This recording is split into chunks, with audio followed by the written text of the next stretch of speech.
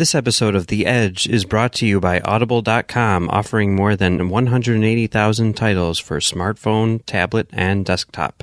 To get a free audiobook of your choice and help Trek.fm at the same time, visit audibletrial.com/trekfm.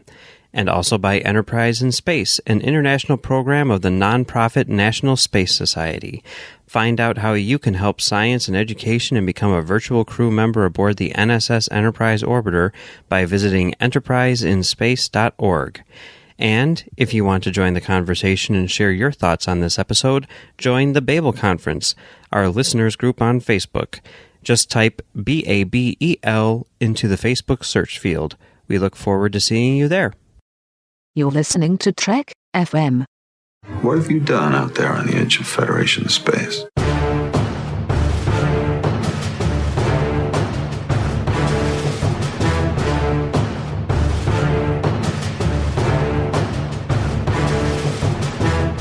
Welcome to The Edge, Trek FM's dedicated podcast to discussing the newest Star Trek television show on CBS All Access and Crave TV in Canada, and Netflix everywhere else in the world, Star Trek Discovery.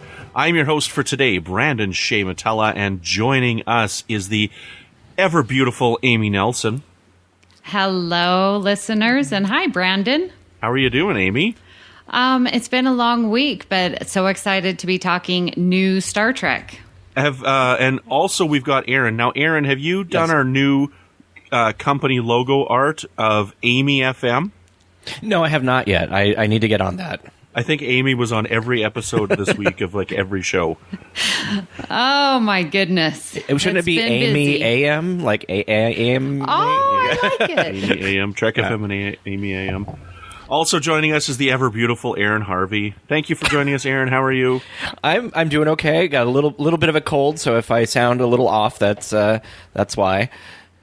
Being around all those people on Tuesday was interesting, and jokingly we've said that I now have Michael Burnham's cold because she wasn't feeling well and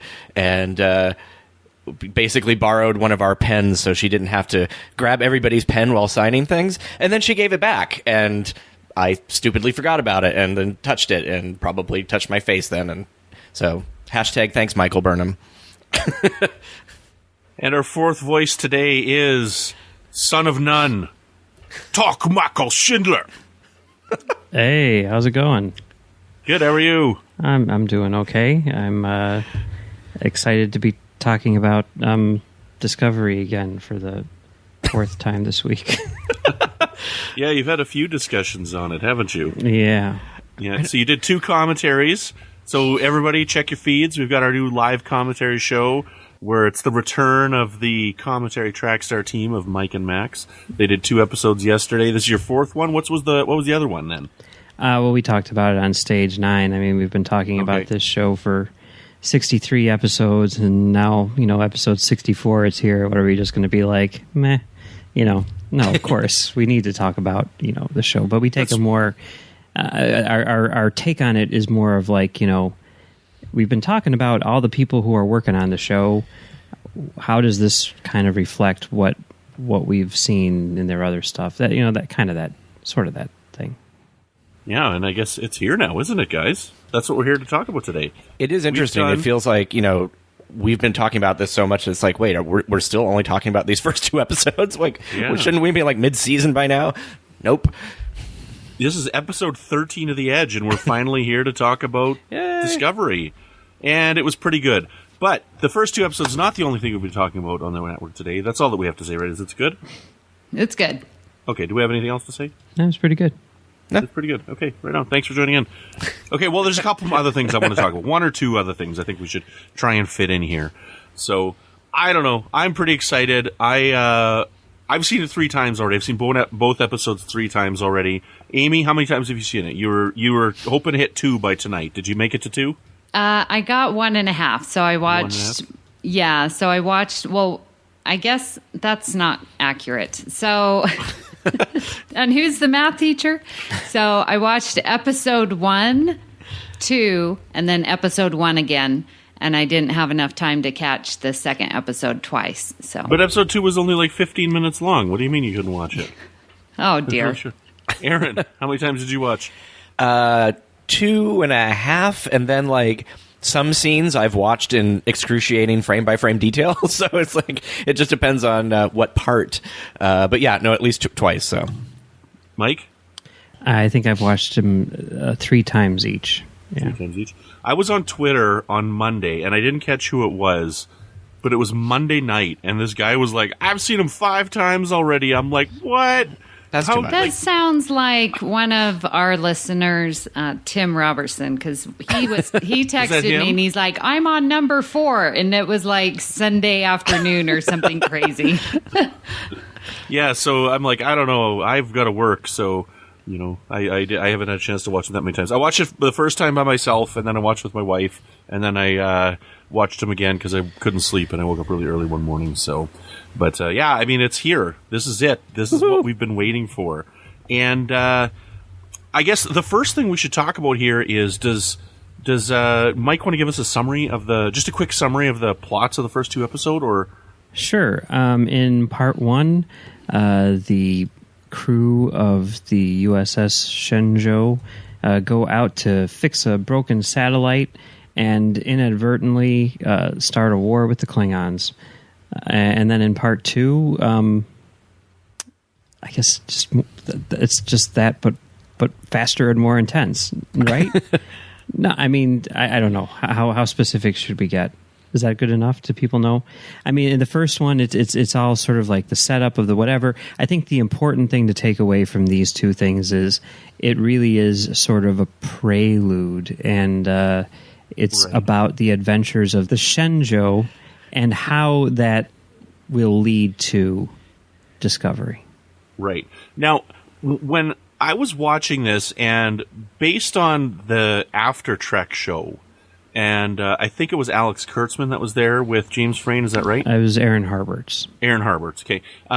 Based on something that Aaron Harberts said and how they made these 2 episodes like a prelude to it and whatnot, this is what I think happened, and tell me what you guys think. I think that we had a 13-episode run, and they had this plot line, and this what we got in these first 2 episodes was designed to be flashback throughout the 13. That's what it really felt like to me. What do you guys think? I think it was more like it was a 10-minute teaser that had depth put into it. I think maybe it was 1 episode. You think it was maybe 1? Yeah. Well, yes, absolutely. Okay, so one of the frustrating things I had, and one of the things I don't know if we want to talk about right now, we've got some plot point or some discussion topics that we want to talk about today, but I got to say right off the bat, I'm frustrated with the length of the episode. Because I'm coming off of watching Game of Thrones, I'm coming off of watching Twin Peaks, where these episodes on these streaming services are 55, 56, 57 minutes long. Yeah. And literally, I couldn't believe that the second episode was only 38 minutes long. Like, if you put it in a nutshell, if you add the first episode at 42 minutes, the second episode at 38 minutes, the first 2 episodes of Twin Peaks is adding the second episode to that again. Why are they doing these episodes so short? Because brevity is the soul of wit. I mean, I used to have this conversation with Max all the time, and it's like quality is impact over time, right? So theoretically, the best movie ever made, this is his theory, not mine, although I totally believe it. The best movie ever made will be 2 frames long, because if it's only 1 frame, it's not a movie. It's just a picture, right? So it's 2 frames long, and everyone who sees it will become God. Okay? So if they can do everything that they need to do in 38 minutes as opposed to 57 minutes, then good job, guys. I applaud you. You know what I mean? So do you think that they did everything that they could do in 38 minutes with that second episode? I can't. Or do you think that this was a 70-minute episode? I can't think of anything that they needed to do that wasn't done. And I do think that this was... Well, I mean, I think that maybe the entire thing was restructured, but originally I think it fell in like 42 minutes or whatever because the first episode had to be that long since it was airing in a 1-hour block on TV. Mm-hmm. I didn't even notice the time. And now that you're bringing it up, so if I didn't notice it, then I wasn't missing anything. And it felt very complete to me as a story. And I'm viewing episode 1 and 2 as one episode. Yeah, I was going to say, it's not really like... It doesn't feel like it's 2 episodes. It just feels like it's that one episode that they broke in half for a financial, economic reason. Mm-hmm. Well, and when I was watching it on CBS All Access, like it just, your next episode's going to start. So it was like my little commercial. So for me, in my mind, it was just one episode. And it felt like a very complete story to me. So I'm actually surprised that it was so short. Yeah, see, like, but that's just it. Like, it's. I guess I'm just hung up on the fact that they're calling this 2 episodes, and they've listed this as 2 episodes. They've got 2 main title sequences and everything like that. When this is clearly just an extended pilot, is what this is, in my opinion. Like, I'm curious as to how long are the episodes that we're going to be later on. That, like, how long are the rest of the episodes going to be is just my major question right now, is the length of time, right? I mean, each half was written by, a different team and directed by a different person, shot by different people, designed by different people. So, I mean, I definitely see them as being 2 separate things, even if they are 2 parts of a larger thing, Mm-hmm. Well, and then isn't it said that episode 3 is going to be just sort of another beginning episode type of thing? So are we going to have a longer one? Because episode 3 is going to be sort of like another opener. Another pilot almost. Yeah. So, yeah, it's a good question. Right? Everything's different now when we come in, which is great, honestly. Like, you guys here that are talking with me right now know this, but the listeners may not know this. I did everything I could to try and not be exposed to anything to going into this. So, but by the time that we got to the end of the 2nd episode and Burnham is getting this life sentence, like, I was surprised and I was shocked and I was happy with that because I didn't know where this was going. So I'm like, my hat's off to them. I'm glad that I did my best to stay away from spoilers. I don't know if you guys knew any of this stuff going into it. Did you guys know any of these plot points? Like, Takuvma dying. I didn't see that coming. I suspected Michelle Yeoh's character was going to die, right? Just based on what I had seen and whatnot. But did you guys know any of these? Were any of these things spoiled for you? Takuvma was a huge shock to me because going, right, Mike, to Star Trek Las Vegas, seeing the panel, hearing so much discussion about Takuvma and the panels and what was being talked about Klingons. I mean, I thought this was going to be a strong character that we were going to see throughout. I mean, the way that they were discussing about Takuvma and his role. And so when I saw that, I couldn't believe it. I'm like, well, no, he's not going to die. No. Mm-hmm.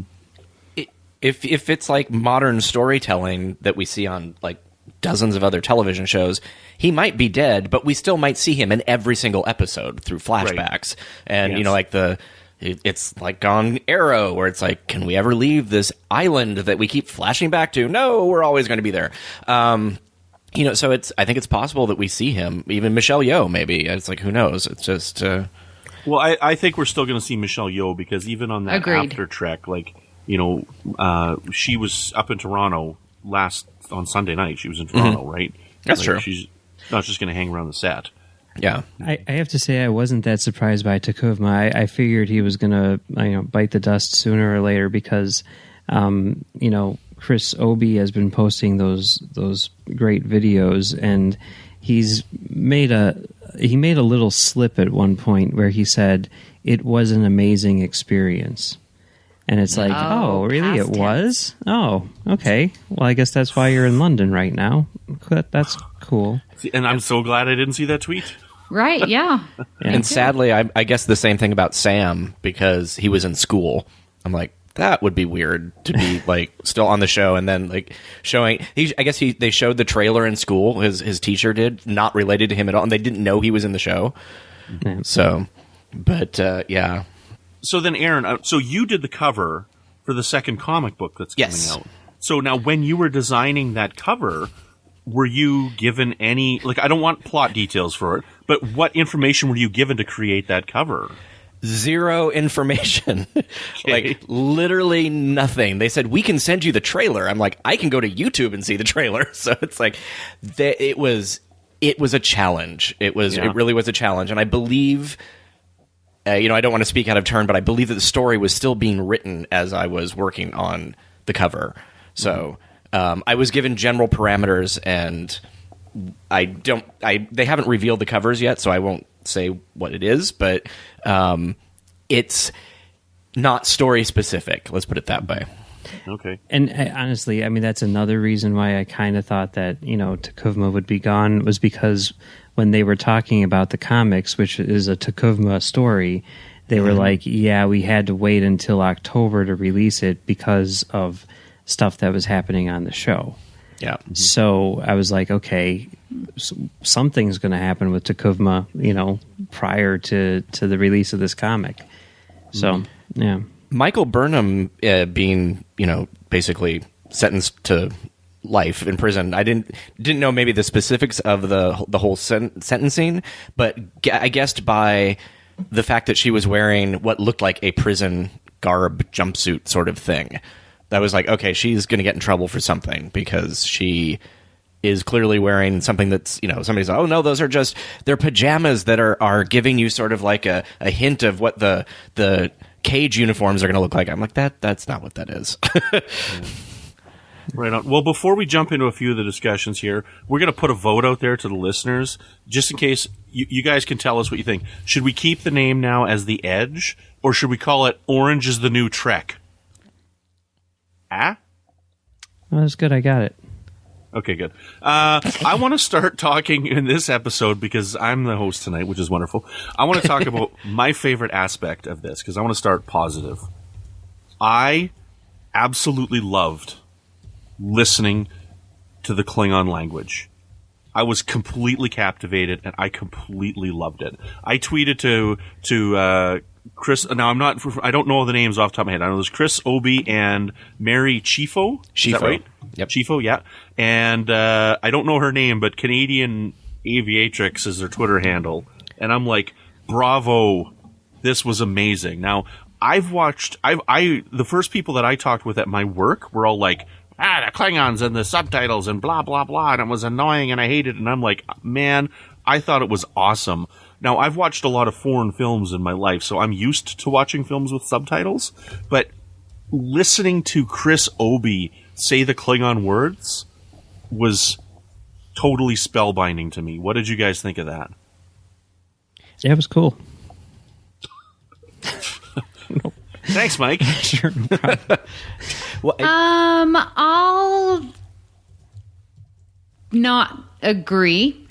I'm a minority on this opinion on this panel here, too.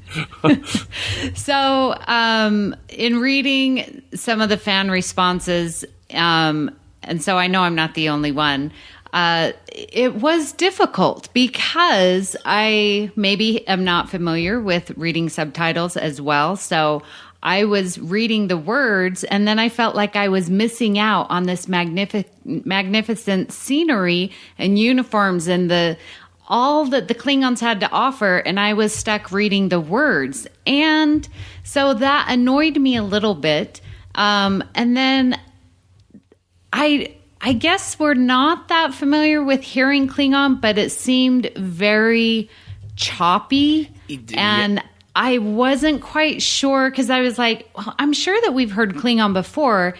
And it just seemed so choppy that it was distracting. I'm not saying I didn't like it.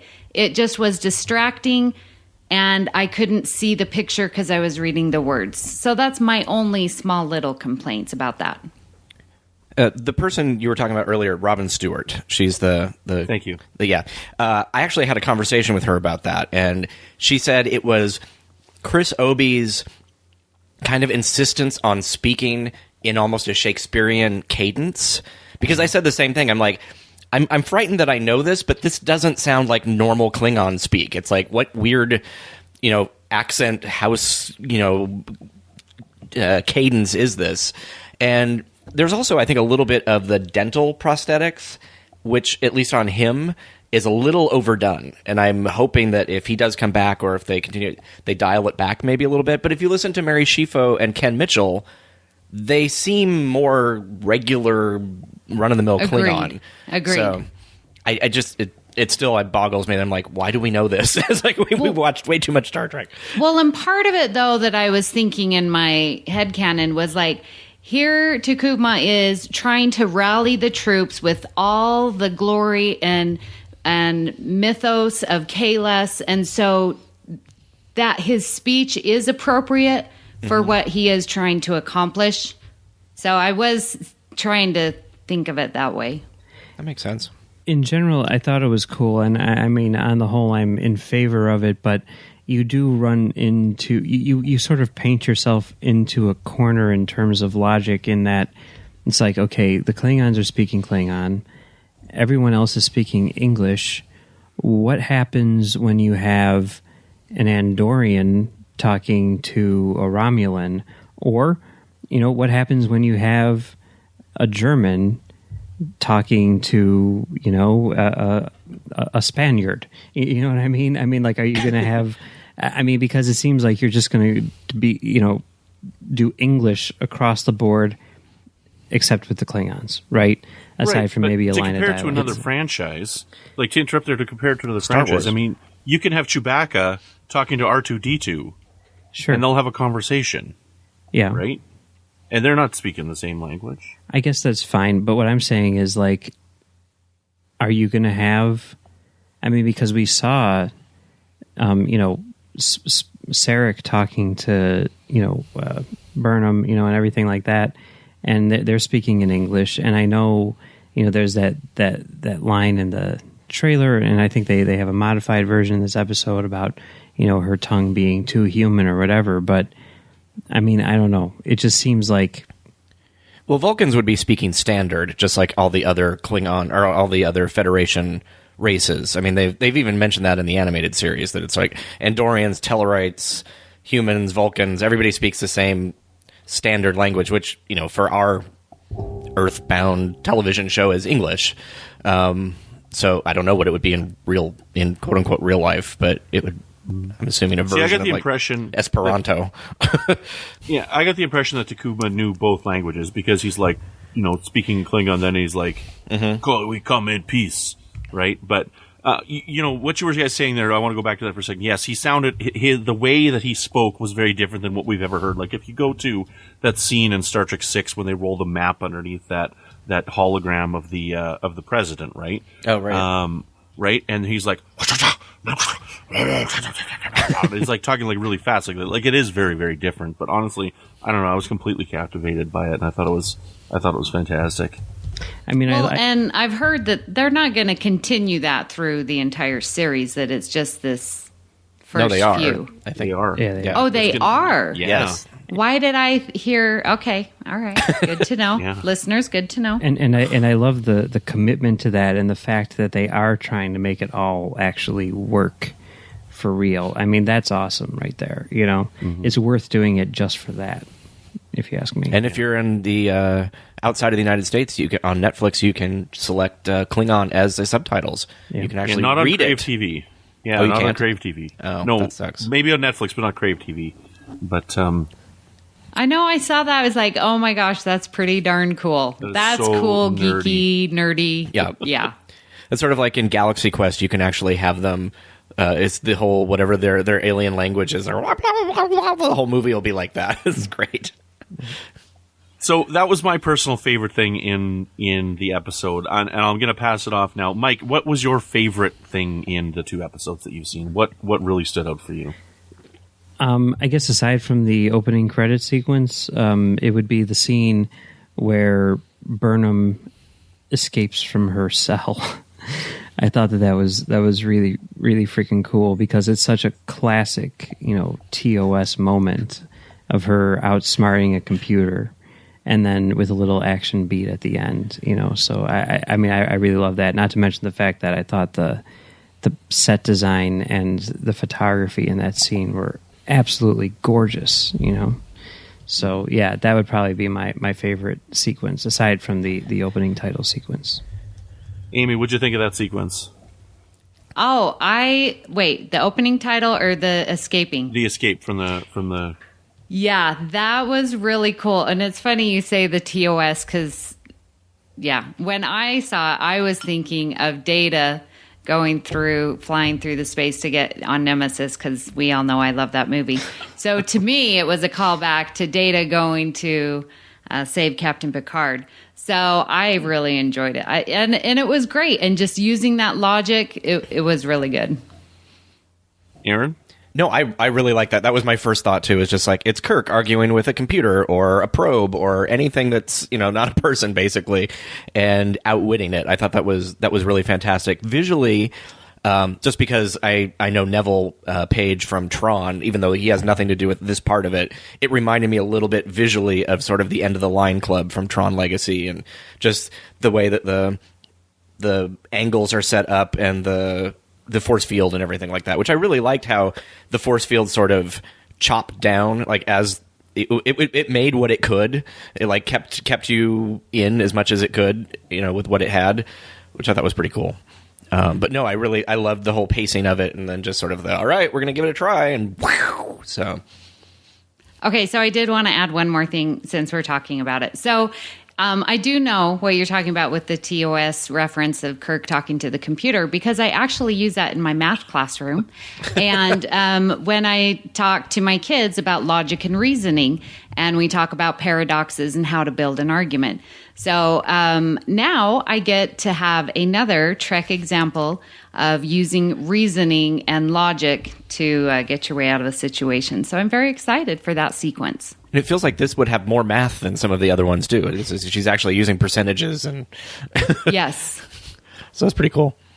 See, that sequence didn't really work for me when I was watching it, because it was too much TOS for me.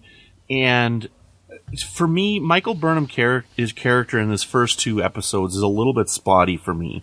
And I think that they're trying to force this issue with this character of not being able to properly balance her Vulcan training with her human emotions. And so far, that's not really working for me. And in this scene, her logical approach to this argument didn't quite fit. And I don't know, maybe I just need more time with the character and it's something that's going to grow on me. But as of right now, it just felt not quite right for the character. I don't know. So that's about all I got to say for that scene right now myself. Well, if I may. Yeah, for sure. Absolutely. Tell me I'm wrong. Okay, well... You're wrong, Brandon. You're not wrong, and I can see where you're coming from. However, for me, it really works and resonates with me, because I see her struggle in part because you can see that she gets so emotional, especially when she's talking to the captain and telling him that she's trying to save your life, Captain. And you can see like the almost crying, and her eyes are getting watery, and she's got this emotion, and she's trying. And I go through the same thing. I had a very rough week this week, and gosh darn it, stupid, I was crying, and I hated crying because I'm not crying because I'm weak. It's just these stupid emotions get in the way when I would much rather be logical and use that reasoning instead of letting these emotions come through. So for me, it really, really worked that she was raised to have this logical, but yet these damn emotions keep getting in the way. That's how I read it. I want to keep on the discussion of our favorite parts here. So, Aaron, what's your favorite part in the first two episodes? I think my favorite part is the interaction between Burnham and Saru. In that one kind of the opening scene where I feel like you've encapsulated sort of their entire relationship, their working relationship, in just that one little bit with Georgiou saying, it's like, oh, my first officers are arguing, basically, or my officers are arguing. It's like, let's mark that down as a momentous event, It's just sort of like, because it happens all the time. And I just, something about Saru, it's interesting. He sort of strikes me as almost like an analog for somebody maybe on an autistic spectrum or something like that, because he's it's very much, I have to say this no matter what, and I'm going to say it, even though it's socially awkward and not, and it's different from Burnham trying to manage her emotions. It's just, I don't know. It's maybe I'm completely reading that wrong, but I just feel like that could be a really interesting, use of that character. But I love the fact that it feels very Bones and Spock without being a copy of it. It's just sort of like that nice interaction. Yeah, I like the interaction too, like when they were going over the whatever he was doing on the computer there. Yeah, and the way that Doug Jones, like, but, and then he like pushed his arm to push her out of the way. Yeah. Like just that motion that Doug Jones made, I thought it was really nice. Right. And the book goes into that a lot more. The David Mack's Desperate Hours, you get a little bit more of their past. And then just very quickly, a small moment that I liked that kind of, to me, reflected Voyager a little bit is when they're on the planet.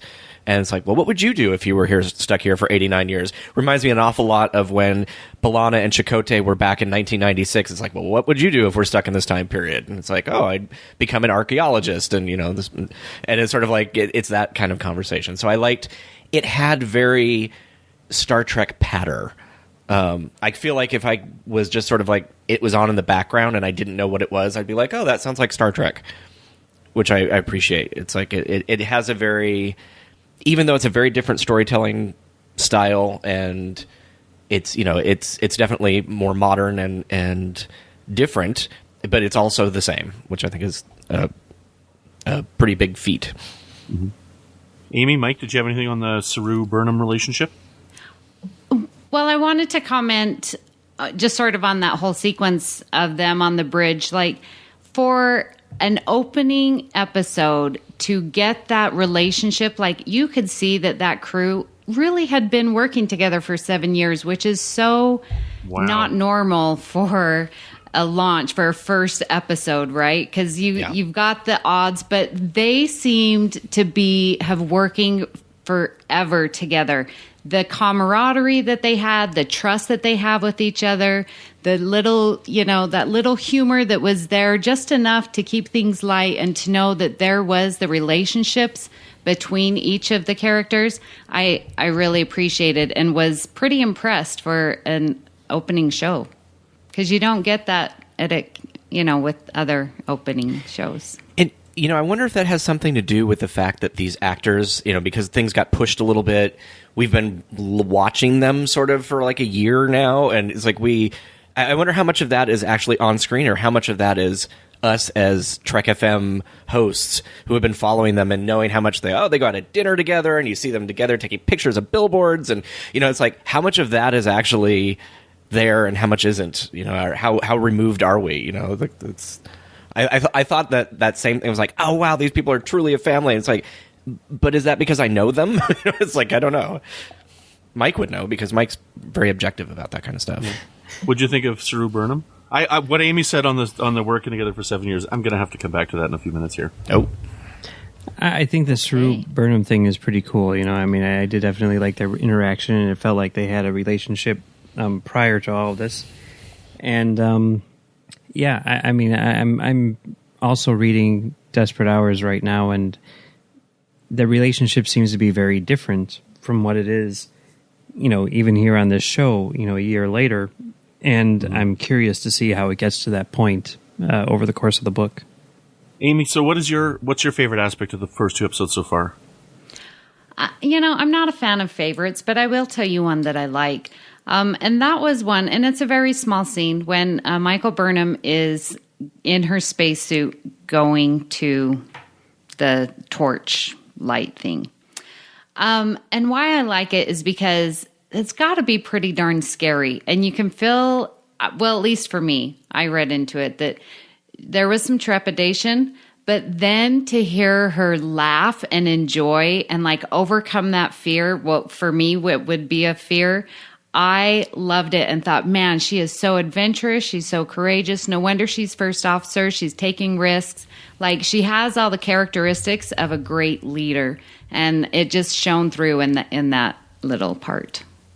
It's very similar to the end of Contact with Jodie Foster, where she goes on her little adventure. Yeah.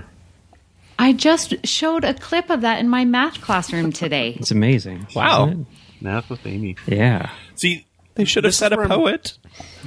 Sorry. This is where I'm looking forward to seeing where this character goes, right? Like I've got trepidations about the first couple episodes. There's things that I really, really like, and there's things that I don't like about it. And what you're saying is part of what's not quite working with me for Burnham in that there's these two different aspects of her that it's almost like she's two characters, that she's either the happy emotional person or she's trying to be the Vulcan, you know? And so I want to see how that develops over the series, right? Because there's got to be more to it, and I'm eagerly waiting for us to come to that, because right now it's not working for me. Well, That's just you. It might be. I mean, it might be. And I freely admit that. I'm not trying to change anybody's opinion on it, right? These are my reactions after watching these first 2 episodes 3 times now. There's a really interesting interview with Akiva Goldsman, which is on the internet somewhere, where they ask him about that sort of thing. And he talks about how they basically had like certain points throughout Burnham's life where they were kind of like tracking like what's her personality like at this point in time.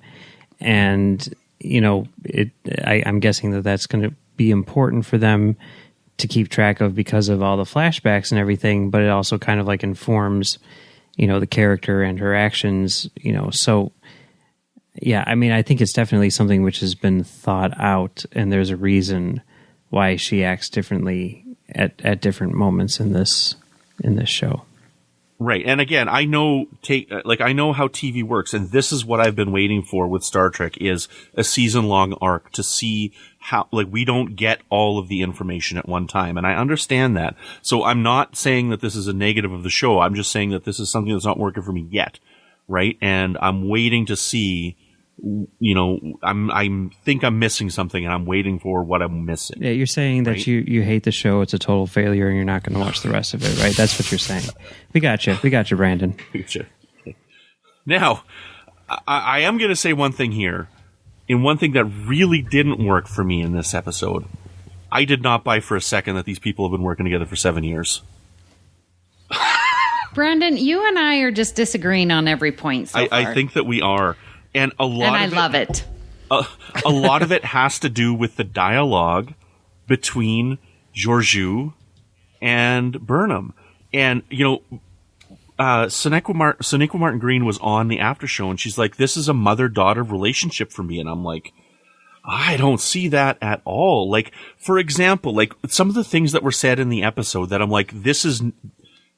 Okay, so let me come back to this for a second here. So every Star Trek pilot we've seen so far, the crew is on this ship for the first time. They're together for the first time here. And this had some of the struggles of that dialogue that you get in an early episode. Like, for example, the line that you just said where they're like, oh, mark down the date and time because my senior officers have agreed for the first time ever. That's not something that people would say 7 years into working together. Okay? That when they're in the ready room and she's like, okay, Saru, you go out there with her in the spacesuit, and she turns to him and says, are you equally happy to not be put at risk? She's been working with this guy for 7 years. As a captain, she would know. Okay, that is not something that you say after working with somebody for 7 years. No, I could see that. I mean, I don't have a problem specifically with any of the things that you're saying. I think that the pilot does suffer from some clunky dialogue in the sense that, you know, you are trying to establish these characters and these relationships and what their roles are and everything. And, you know, like you were saying, like with it being the first adventure of any given ship and any given crew on every series from Next Gen on up, that's natural in the dialogue. You can say like, oh, hi, I'm your new first officer, you know, and you can, you know, get that exposition out more naturally over the course of the episode. Whereas here you have to be like, you've been my first officer for 7 years and blah, blah, blah. And there is a bit of that clunkiness to it. I'm not necessarily sure I had a problem with the examples that you gave, but I see what you're saying on the whole. Right. And then also one other one is right after Georgiou says, mark it down, the date and time. And Burnham's like, is all of this sarcasm really necessary? Well, if they had this much sarcasm on the bridge, like that's, again, not something you say after 7 years.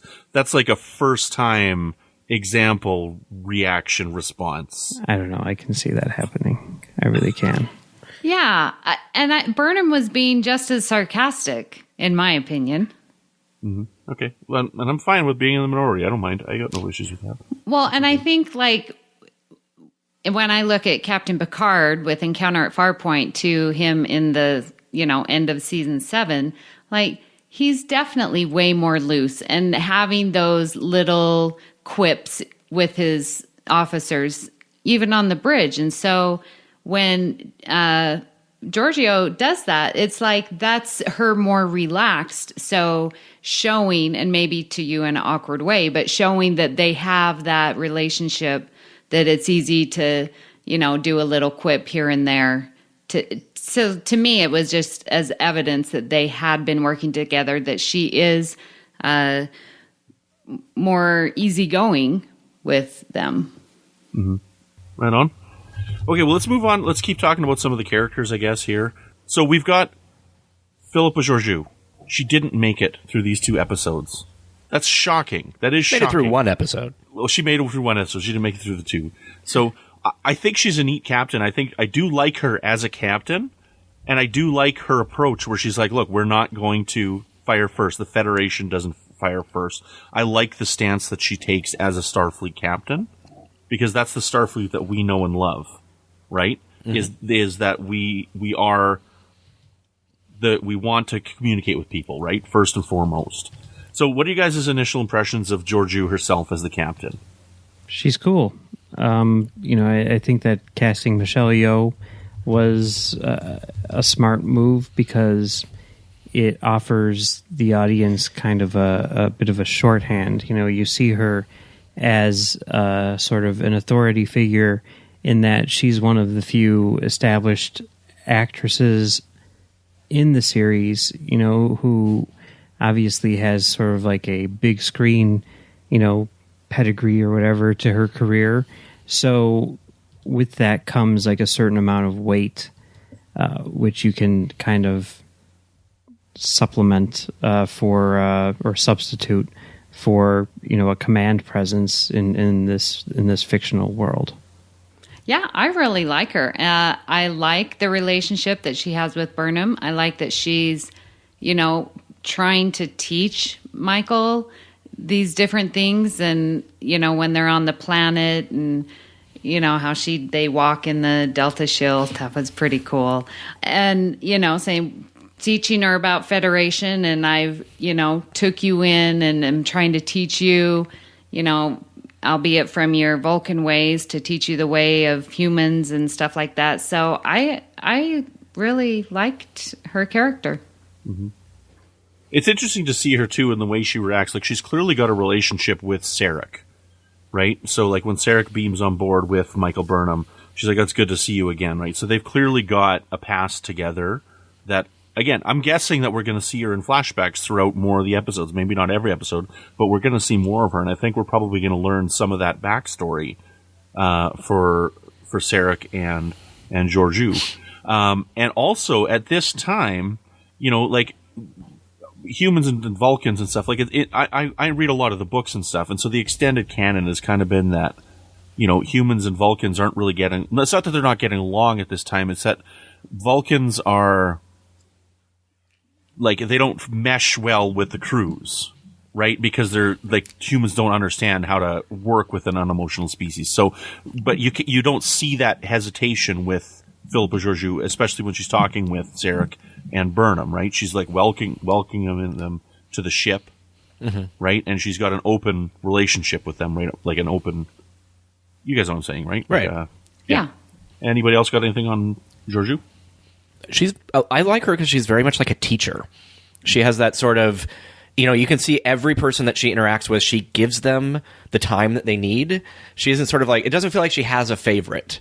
I mean, I suppose, the way they set up the whole first officer, captain relationship, you could kind of see that as a favorite, but I don't see that. I see her like giving everybody equal amount of time that they need to do what they need to do.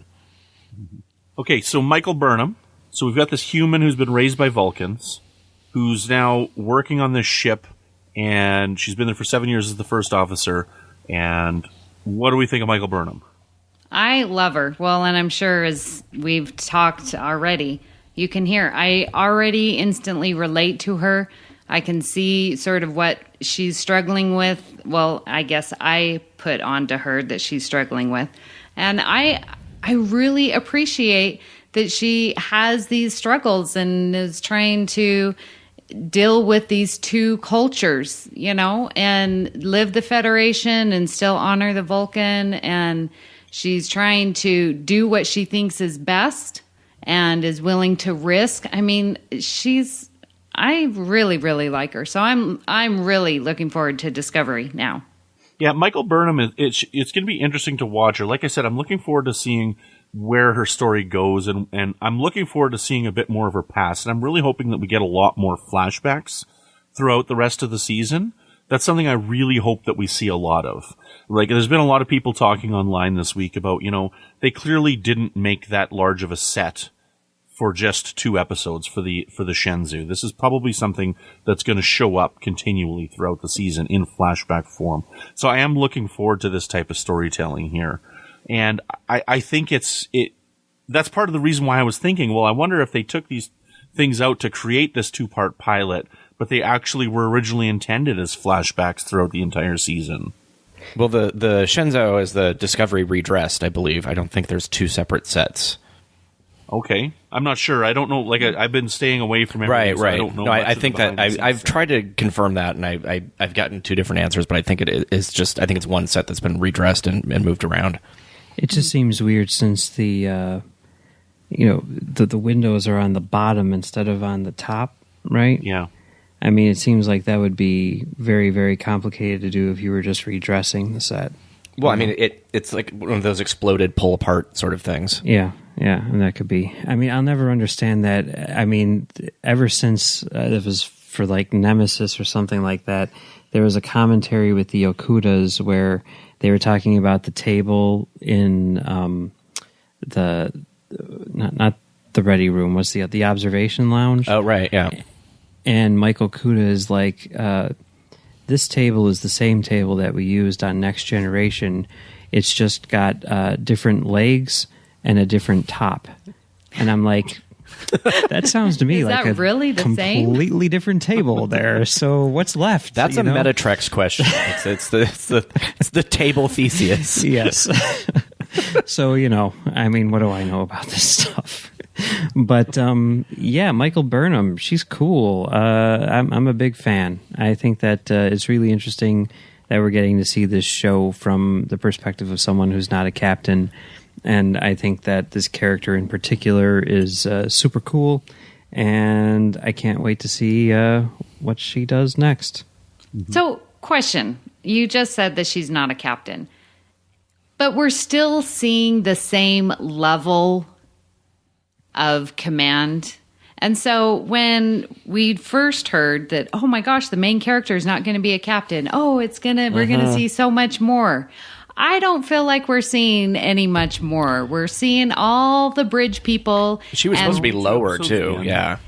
And so I'm like, really? What's the big hubbub? I think this is the big hubbub, right? I mean, this is how I see it. And I mean, and I talk about this on another show this week somewhere on Trek FM, where, I begrudgingly watched that preview that they stuck at the end of episode 2, immediately after which I was like, why the hell did I watch that? That was, oh my God, I'm so stupid. Anyway, but what you see there, which I'm not going to talk about for those people who haven't seen it, what you see there is, I think, like a different relationship than she has, with the crew later on, in the show, than she had on the Shenzhou. But also, I mean, it's like, let's look at the cast. I mean, the we now know, just from looking at the credits, we now know who the quote unquote 6 main characters are. in the traditional Star Trek sense, right? And it's a captain, a first officer, a science officer, an astro mycology, what is it? A mushroom? A fungus mushroom guy, a space fungus guy, and a cadet. You know? Two of these things are not like the others, right? You know? And I don't know. That to me signals it is going to be different.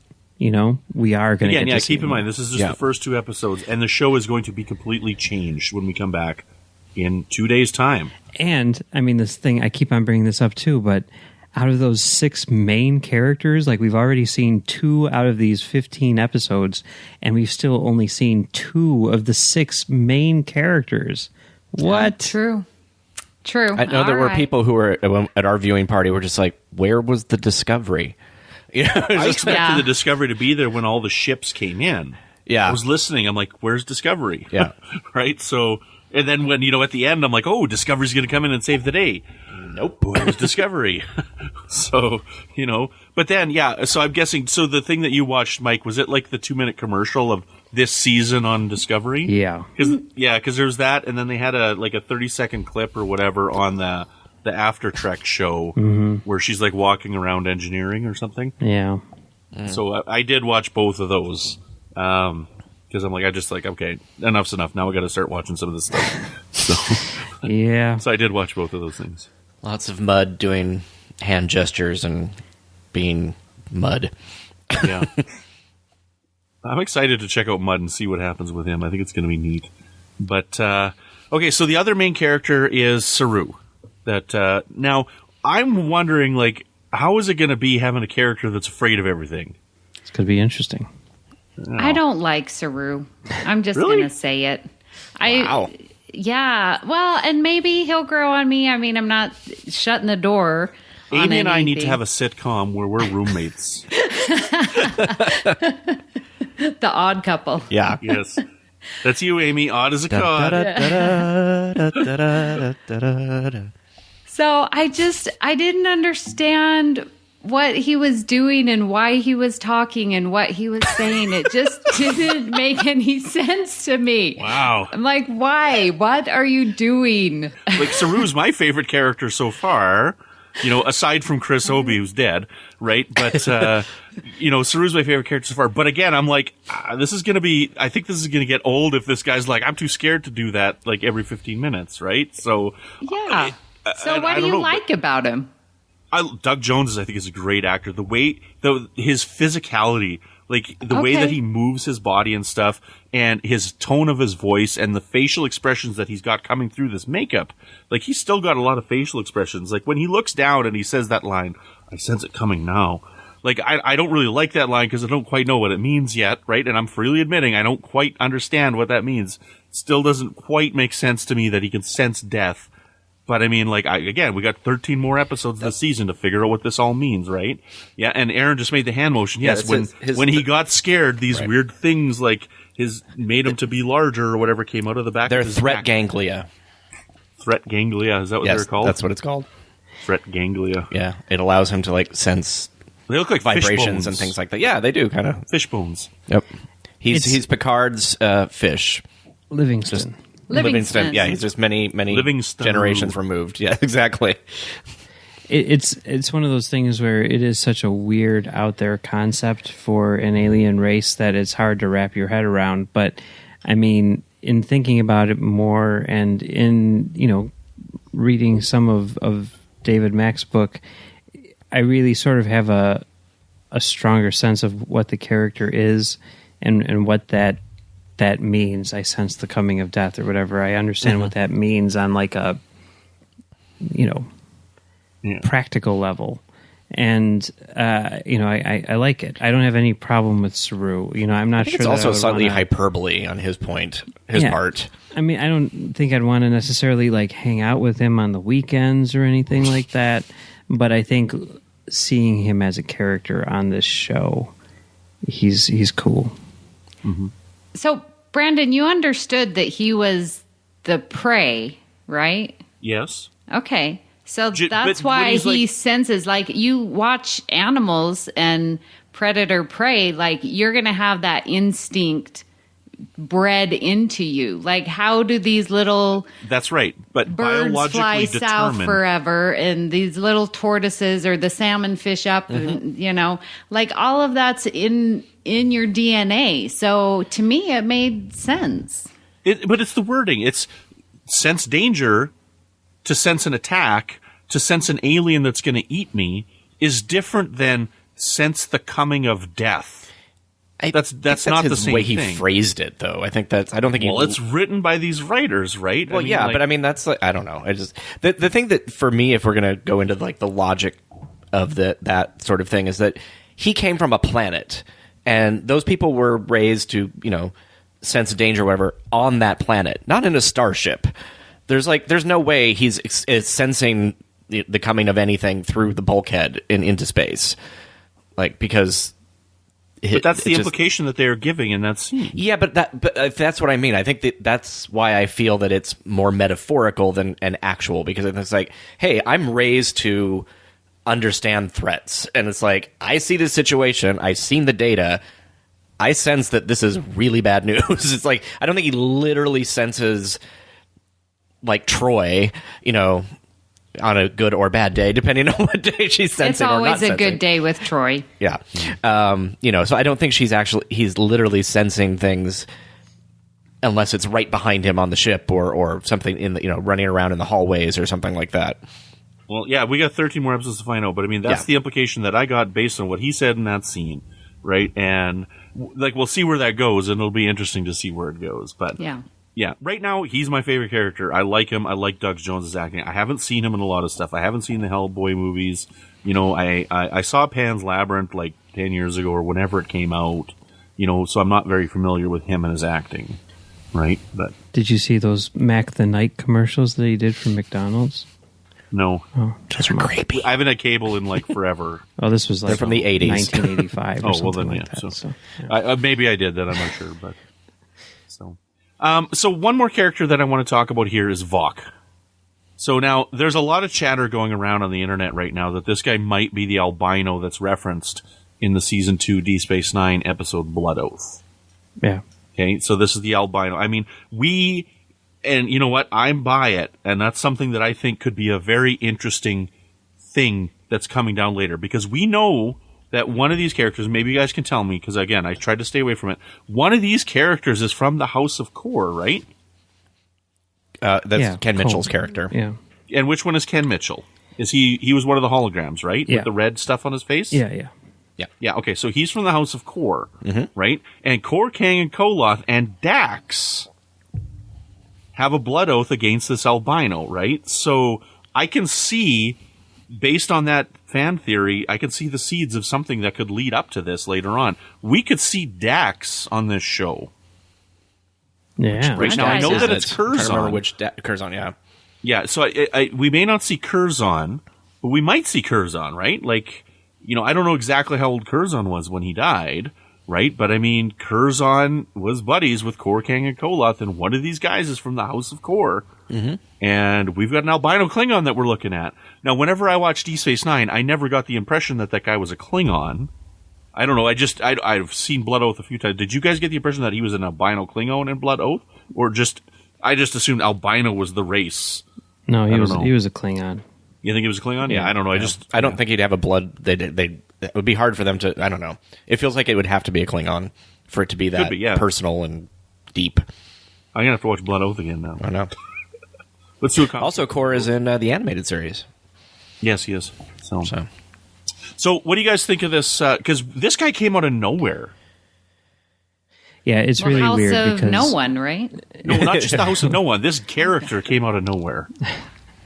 It is really weird because like they were like, oh, Kenneth Mitchell is playing Cole, and Mary Chieffo is playing blah blah blah blah blah, and then you go to and then there's this character Vegas, and it's like they've got like 5 banners, and one of them is for Vok, and everyone's like, who the Vok is this? And no names. There was all those rumors on the internet that Sam Witwer was playing the character and everything. He was at the premiere. Yeah, but it's because he just hangs out with the people who make the show, right? I guess. So, I mean, if I was friends with someone who worked on Star Trek, I'd be going to the premiere too, I mean... But, that's a better theory than just, than just randomly picking somebody. Oh, sure, yeah. I mean, I totally could see that being, like, a thing. But then, you look at the credits, and it's not even, like, in the, guest starring section, where they get, like, their own credit cards or whatever. It's, like, buried in the list, which plays for, 2 nanoseconds. Like, at the end of the thing, there's just a guy playing Vogue. Oh, and they actually did? I didn't see that. He is listed. He's someone who I've never heard of before. Huh. Yeah. Okay. I tried to find him, yeah, and I mean, I can't remember the guy's name. I had it in front of me at one point, but I tried to Google this, and I'm like, everything that came up for this name on Twitter was didn't look like one of the guys that would be an actor.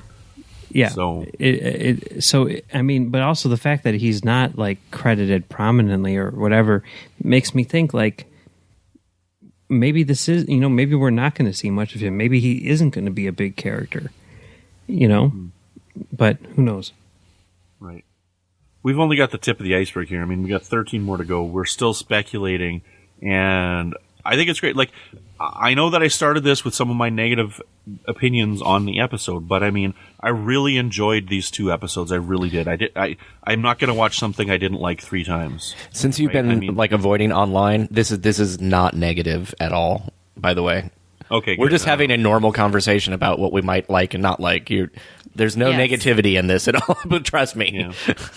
I'm excited. I really am excited to see where this goes. I really am. And I know that this is just the tip of the iceberg. And I'm eager to see what we're going to get. It was literally the last minute of episode 4 of Lost before I was hooked on that show. Okay? I watched the first 3 episodes of this. I'm like, why am I wasting my time on this? Everybody tells me this is so good. This is not. This is not. This is not. And then, I'm not going to give a spoiler for Lost that's 10 years old now or whatever. But when we find out about John Locke and how he's changed once he come to the island, I was like, oh my God, this is a great. I was running around my house, So, I don't know, I know that it's going to take time to build, and I like that, and I'm excited for that. So, one thing that I'm going to say, go ahead, Mike. I was just going to say, for me with Lost, that first scene, as soon as the guy walks in front of the jet engine and gets sucked in, I was like, that's how you start a TV show. I am hooked. Anyway. Mike, you're going to disagree with me on this one here. I am not a fan of the editing of this. The editing is done just like the Kelvin Timeline movies.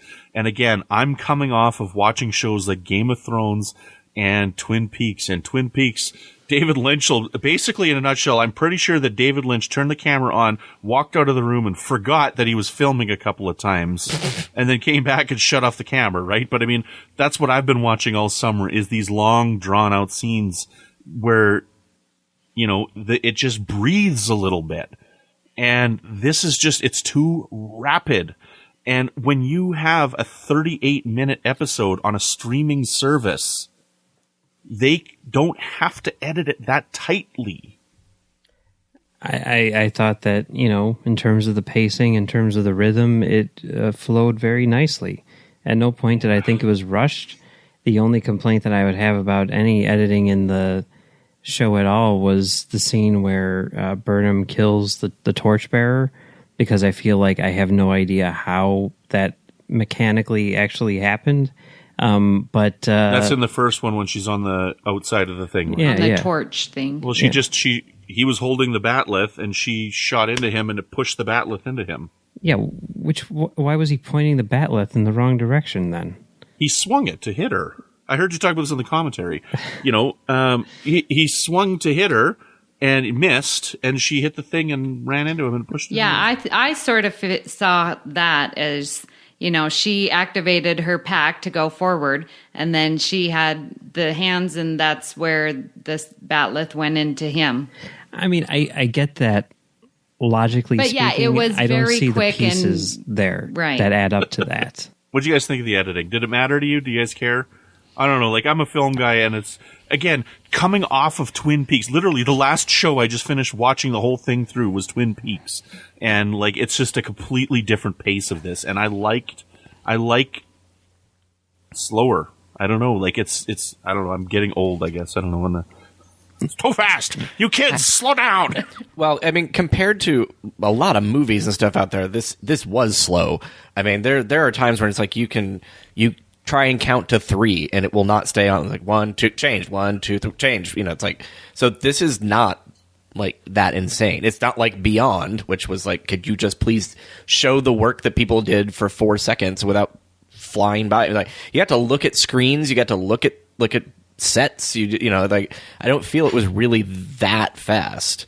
And it didn't feel like Brian Fuller, I would say. Like, I know that early on I was like, I was excited because he has a very specific look and feel to his shows, and it doesn't feel like that either. Yeah. But I'd be curious to see how it, you know, this is a pilot, and I don't know how, compared to other shows where it used to be like the pilot really was very different than the rest. It feels like all of that's getting more streamlined and homogenized as time goes on. Like, you don't create something that's radically different than what the rest of the show is going to be like. Mike could probably speak to that more than I could, but well, I mean, I think it is completely different because, you know, you're not trying to sell this show. You know, you don't need to create an example of what this show will be throughout. In the first episode, you really can make it the first chapter of this larger story because you know you're going to get 15 going into it. So you really can sort of take some chances, like, you know, not have Discovery in this show called Star Trek Discovery. You know what I mean? So I think that that's really cool. And I mean, it really kind of, you know, signifies a change in terms of, you know, storytelling on television, and I think it's a welcome one. Right on. Now, the visuals, I like the shots in this. That binary system was beautiful. Like, it brought a tear to my eye. The last time a science fiction movie brought a tear to my eye was Sunshine. When they're sitting there looking at Mercury, like, this equals what I saw in Sunshine and surpasses it. I'm going to say it. I think it surpasses. Like, Sunshine is one of the most visually stunning science fiction movies I've ever seen in my life. And what I saw on my screen on Sunday is what I've been dying to see on a Star Trek show. It was beautiful. And Mike and Aaron, you could probably tell me who worked on the visuals for this, because that's not my forte. Bravo. It was a frickin' work of art, what I was watching. His name is Jason Zimmerman. Jason Zimmerman? Yes. I love you. This is beautiful, man. Like, this, it literally brought a tear to my eyes watching that whole scene when she's going through space and just the extended view of that binary star system. Like, wow. Yep. Thank you so much. If you're listening, which probably not, but thank you. And in terms of the cinematography, too, I mean, we talked about it a little bit, but, you know, Guillermo Navarro shooting the pilot and Colin Holt shooting the second episode. And, I mean, honestly, you get Guillermo Navarro, Oscar-winning, you know, cinematographer Guillermo Navarro to shoot your pilot, and that's awesome. But in a lot of ways, I almost think that episode 2 looked better than episode 1. So props to Colin Holt. And then also the production design I thought was fantastic, you know, especially in part 2 as well, when you get to see more of the ship. So yeah. Mark Worthington and Todd Cherniowski, you know, good job, guys. As far as like some of the criticism that I heard online about like the cinematography was too many Dutch angles. It was basically copying 1966 Batman. Yeah, no. J.J. Abrams, too many lens flares, which I had to explain to people that lens flares were not invented in 2009. It's curious to see what we talk about as a strength, other people see as like this horrible negative weakness. And I don't know how to, you know, and not that it's our job to change people's minds, but I don't know how to engage with people like that without becoming super frustrated. Because it's sort of like, it's filmmaking. I still think there's too many lens flares in it myself, but I'm not. That's a horse I can never flog enough. But I'm not going to, right? Like, I mean, it's just, I don't know. It's too much. I understand what a lens flare is, right? But I think it's too much. And I was listening to the Trek Geeks podcast, and they're like, well, what do you expect when you've got a alien ship blowing 9 billion lumens out at you? And it's like, exactly. Yeah, but that didn't happen the entire episode, and the lens flares did, right? So, I mean, I don't know. Like, it's just, they were around a binary star system and like right in front of it. Yes, it would. Well, I wanted to go back to the cinematography, and I only know lens angles and shots because I listened to Mike on Stage 9 and Commentary Trek Stars.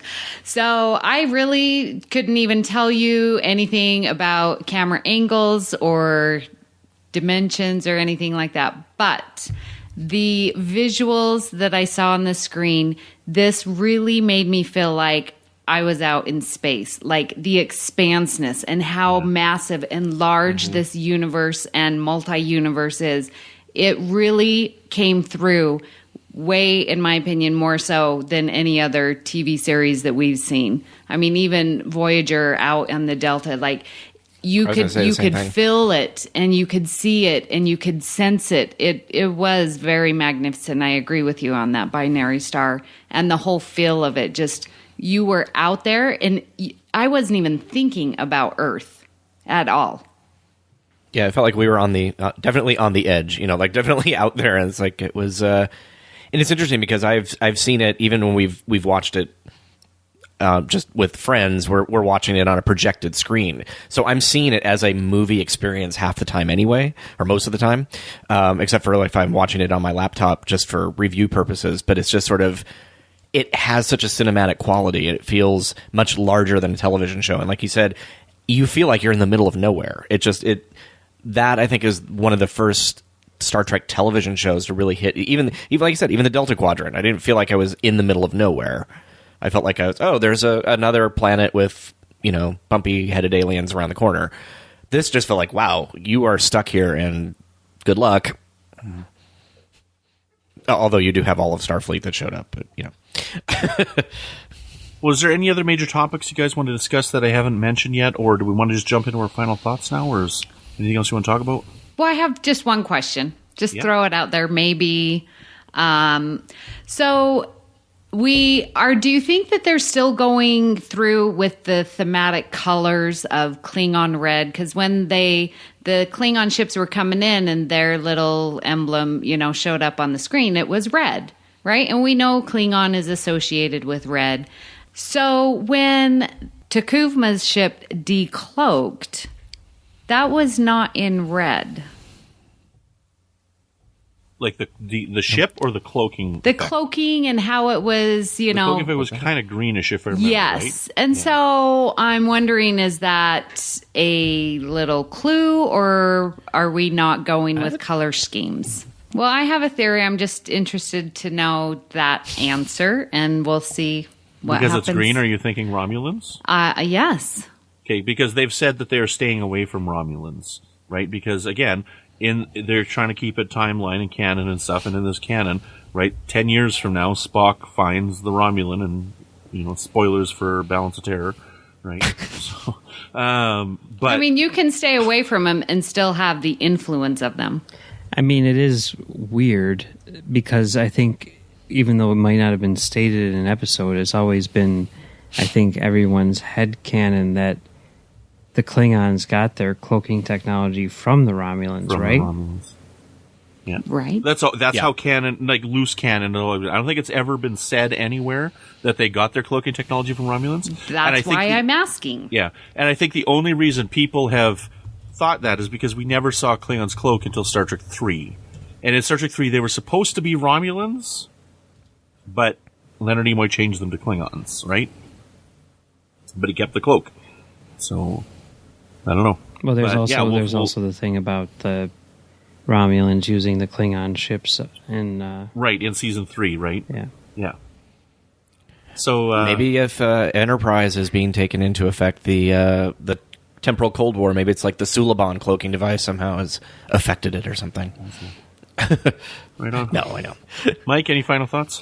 I thought that it was really good, and I'm really looking forward to seeing what's coming next. And I like the fact that we really have no idea what's coming next, and I hope that is maintained throughout the course of this series.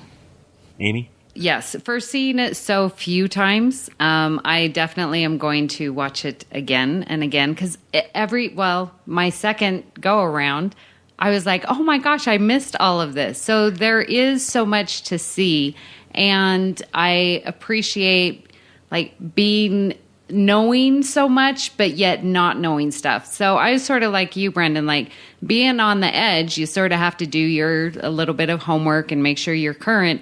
But then sort of as it got closer, like everything was posting, people were, putting articles and stuff. And I just sort of stayed away because I wanted, to have that surprise and to see it sort of with fresh eyes. And I'm very glad that I did. I think it's a great start. I relate well to many of the characters, and I'm very excited to see where this new show is going to take us. Aaron, any final thoughts?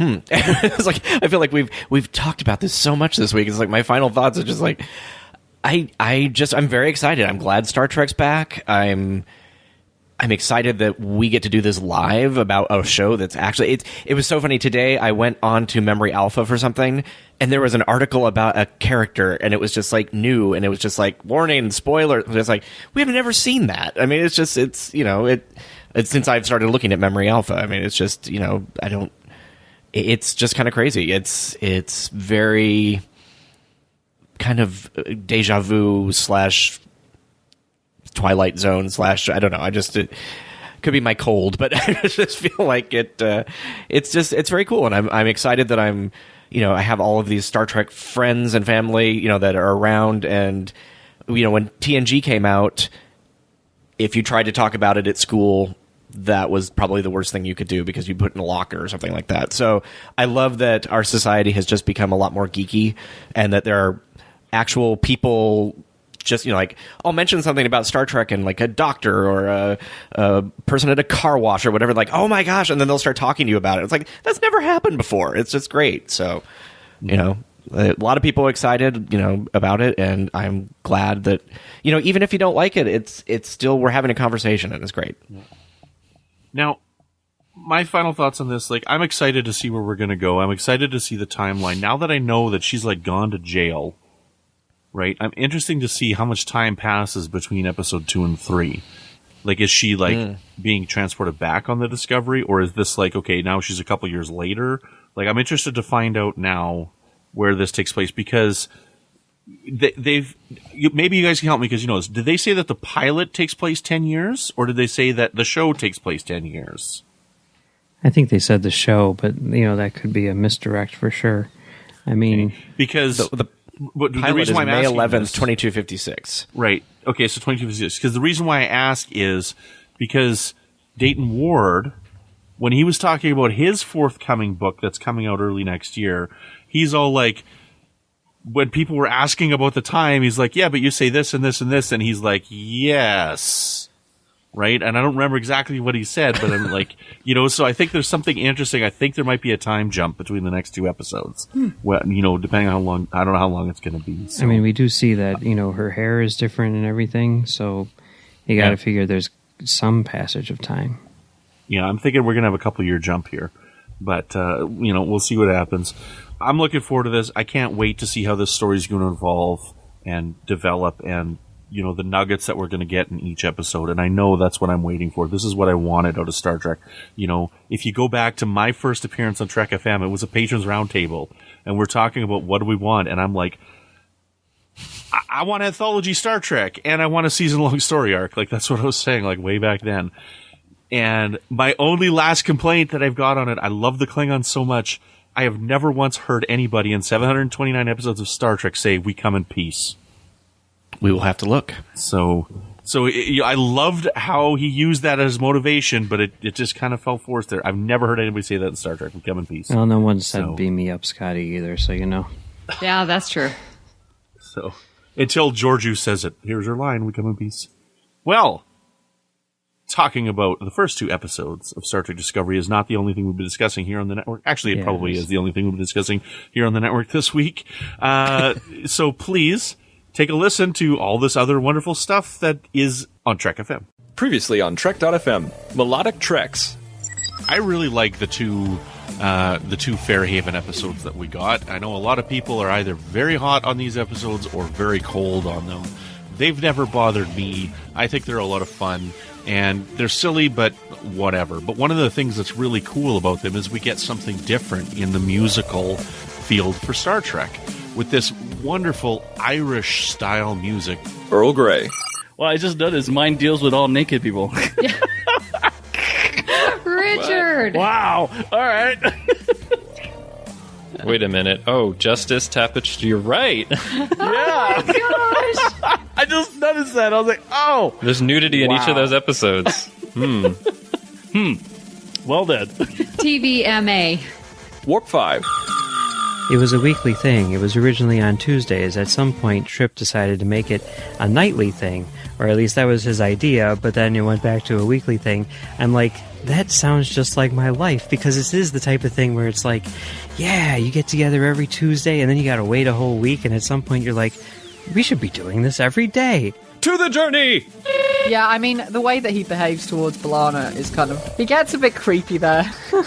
Well, he gets punched too, just like Joe Carey, so... He does. B'Elanna makes a habit of punching her staff. It's team building. It's like trust falls. It is team building.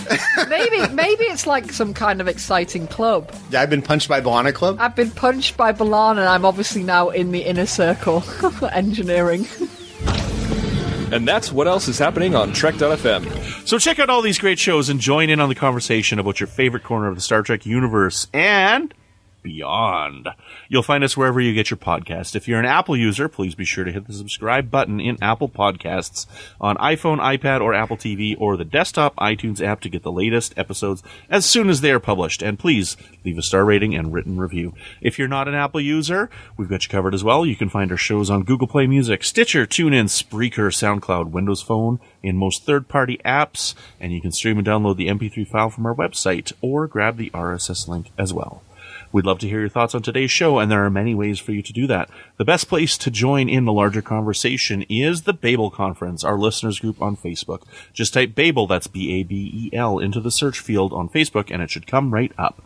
If you'd like to send us an email, you can use the form on our website at trek.fm/contact. Choose Send to a Show and select The Edge. That will come right to us. You can also find the network on Twitter at TrekFM and on Facebook at facebook.com/TrekFM. Aaron, where can people find you when you're not sensing fear? You can find me on Twitter, user GeekFilter. I'm also in the Babel Conference, which is our Facebook user group, and I am the host of Saturday Morning Trek, our Trek FM animated series and all things Trek in the 1970s show, and we're just entering season 2 of the animated series, and that is an abbreviated season that has 6 episodes. So. And Amy, where can people find you when you're not spouting your love for Michael and Philippa Georgiou? Well, you can find me here on the network. I co-host Earl Grey, which is our podcast for The Next Generation. And I do a little mini show for The Edge, Postcards from The Edge. It's our mailbag show. So I love reading the fan response. And so you can reach me at Twitter at Miss Amy Nelson. But the best place is on the Babel Conference. So look for you there. Michael, where can people find you when you're not watching your namesake on TV? She's my namesake? Michael Burnham? Okay. Michael Schindler? Cool. Yeah, no, that works. Michael? That works. We get it. Okay, good. You can find me right here on Trek FM doing a show called Stage 9 where we talk about the people who make Star Trek. And you can also find me doing another sub-show for The Edge called Tracks from the Edge, where we do audio commentaries for all of the new Discovery episodes.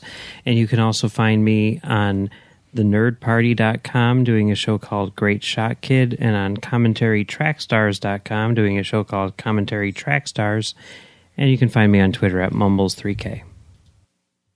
And when I'm not complaining about everything on the lens flares and the writing of Discovery, you can find me here on the network with another show called Warp 5, which has an episode dropping today where we do a commentary for Bound. And you can also find me on Twitter at Brandon-Shea. I poke my head up every once in a while in the Babel Conference. And you can find me as well today over on the Fandom Podcast Network with my show Good Evening, an Alfred Hitchcock podcast. And today's episode we discuss Season 1 of Bates Motel. Well, if you'd like to help us keep all our shows coming to you each week, you can become a patron of the network on Patreon. Visit patreon.com/TrekFM. That's patreon.com/TrekFM to get all the details. Perks include early access to episodes, exclusive content, producer credits, and more. Available through our special patrons website, Patron Zone. It requires a great deal of money to produce, host, and distribute these shows each month, and we really appreciate any support you can give us and hope you'll join the team. Again, you'll find all the details at patreon.com/TrekFM. And just before we go, we would like to take a minute to thank every single one of our associate producers here on The Edge. And they are associate producers for all of our sub-shows as well. Norman C. Lau, Tony Robinson, Thomas Puleo, Lisa Slack, and Shoab Mirza. Thank you guys so much. We couldn't do it without you, and we greatly appreciate you supporting Trek FM as well as The Edge. Well, join us again next week when we talk about Episode 3 of Star Trek Discovery, which is entitled Context is for Kings.